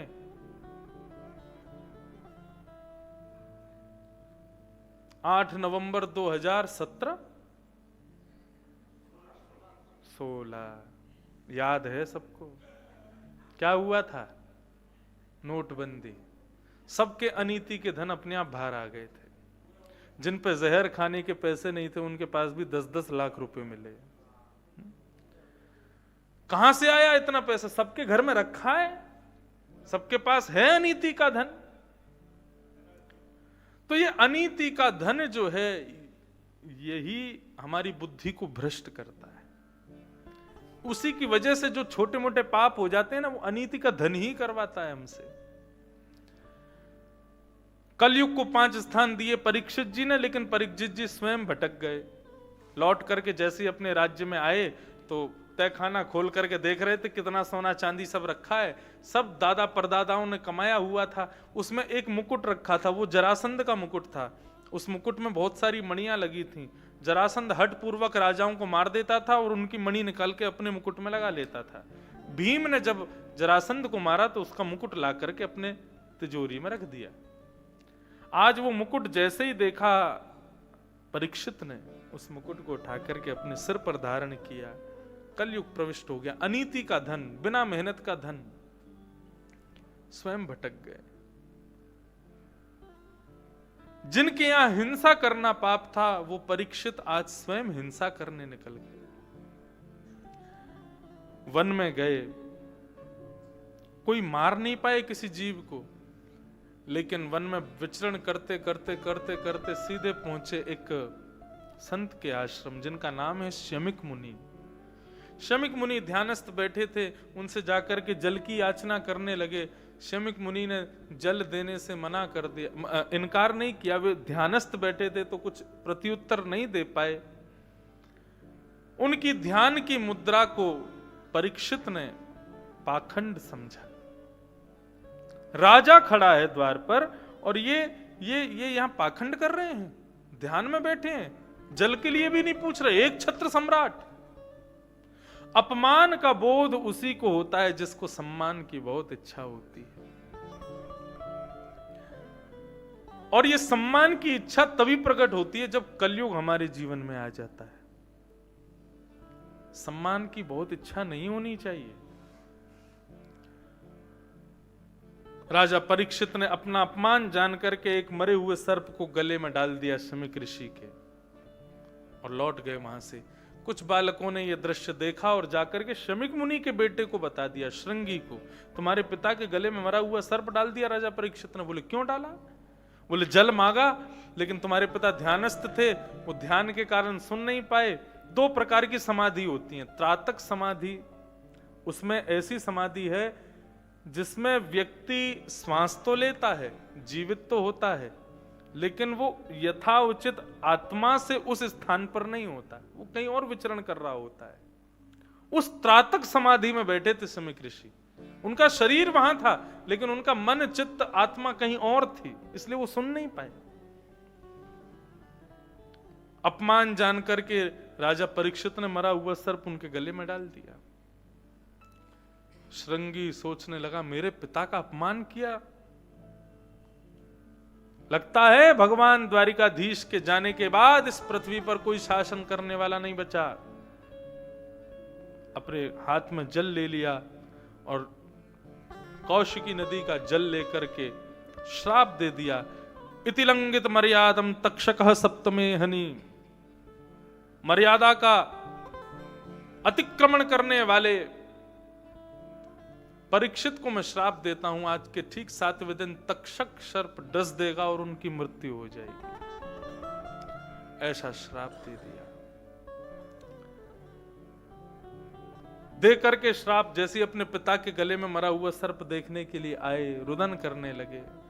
थोड़ी ही देर में श्रृंगी के नेत्र खुले, शमीक ऋषि के नेत्र खुले, और उन्होंने अपने पुत्र श्रृंगी को रोता हुआ देखा। पूछा, बेटा रो क्यों रहे हो? बोले, पिताजी आपके गले में मरा हुआ सर्प पड़ा है, राजा ने डाला है, मैंने राजा को मृत्यु का श्राप दे दिया है, 7 दिन में मर जाएगा राजा। शमीक मुनि कहने लगे, श्रृंगी तुमने अच्छा नहीं किया। किसी व्यक्ति को रोग हो जाए और वो वैद्य के पास जाए तो वैद्य को ऐसी औषधि देनी चाहिए कि उसका रोग दूर हो जाए, ना कि ऐसी औषधि दे कि भाई वो रोग ही चला जाए, वो ही मर जाए। यदि किसी का अपराध है तो बड़ों को चाहिए कि उसके अपराध को दूर करें, ना कि उस बालक को ही दूर कर दें। राजा से अपराध हुआ तो राजा को कोई दंड दे देते, किसी ना किसी प्रकार और तरीके से समझा देते, लेकिन तुमने तो मृत्यु राजा को ही खत्म कर दिया। गलत किया।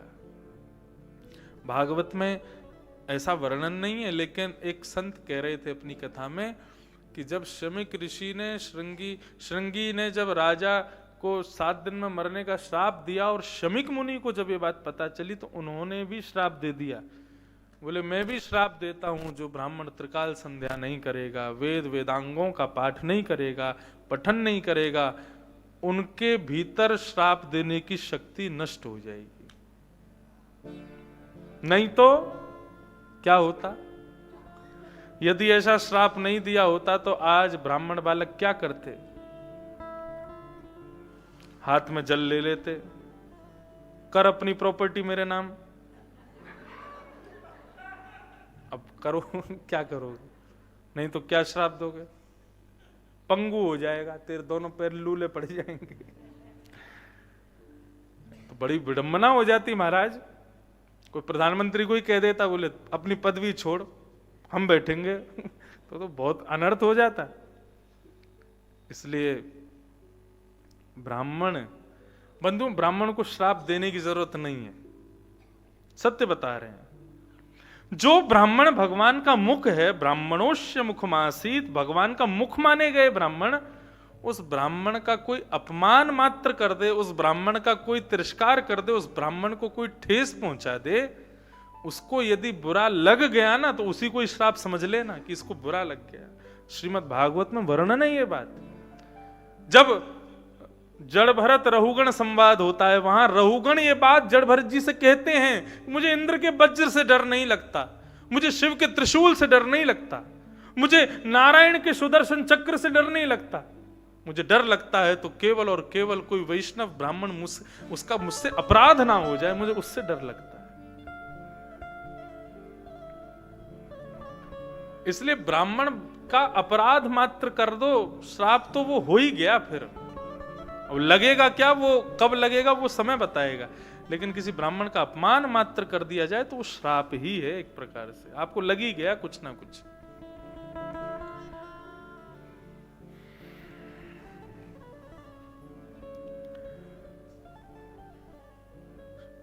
शमिक ऋषि ने अपने गौरमुख शिष्य को बुलाया और कहा कि आप जाइए, जाकर के राजा परीक्षित को बता दीजिए उनके जीवन के 7 दिन शेष हैं।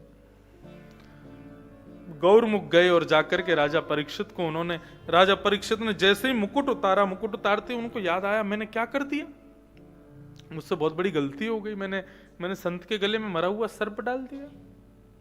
अपनी पत्नी से कहने लगे, मुझे श्राप क्यों नहीं लगा, मेरा शासन जल करके राख क्यों नहीं हो गया, मैं अभी तक जीवित क्यों बैठा हूं। तभी गौरमुख आए और आकर के बोले, राजा परीक्षित, मैं शमिक मुनि के आश्रम से आया हूं, जहां आप सुबह पधारे थे, आपने जल मांगा लेकिन हमारे गुरुदेव ने नहीं दिया, तो आपने उनके गले में मरा हुआ सर्प डाल दिया। बोले, हाँ भैया, अपराध हो गया मुझसे। बोले, महाराज क्षमा करें, उनके पुत्र श्रृंगी ने इस अपराध को जान आपको दंड दिया है। आपके जीवन के 7 दिन बचे हैं, 7 दिन बाद तक्षक सर्प आपको दस देगा, आपकी मृत्यु हो जाएगी। ये बात सुनकर के राजा परीक्षित आनंद विभोर हो गए, नृत्य करने लगे, आनंद करने लगे, अपनी पत्नी के साथ नृत्य करने लगे। पत्नी रुदन करने लगी, बोले, आप नाच रहे हो, मरने का श्राप लगने पर कौन नाचता है। राजा परीक्षित कहने लगे, देवी मैं इसको श्राप नहीं मानता। क्यों? क्योंकि आगामी 7 दिन तक मेरी मृत्यु नहीं होगी। अब व्यक्ति अपने अगले क्षण को भी नहीं जानता कि वो जीवित रहेगा कि नहीं, लेकिन मैं ये बात जानता हूं कि 7 दिन से पहले ब्रह्मा भी अगर आ जाए ना मारने, मुझे मार नहीं सकता। क्यों? क्योंकि एक ब्राह्मण ने अगले 7 दिन के लिए मुझे रक्षा दी है कि मैं अपने जीवन की मुक्ति का उपाय खोज लूं। मुझे श्राप नहीं लगा है, एक ब्राह्मण ने आशीर्वाद दिया है कि 7 दिन तक यमराज भी तुझे नहीं मार पाएगा, जा अपनी मुक्ति का उपाय खोज ले। क्या हम कह सकते हैं इस बात को?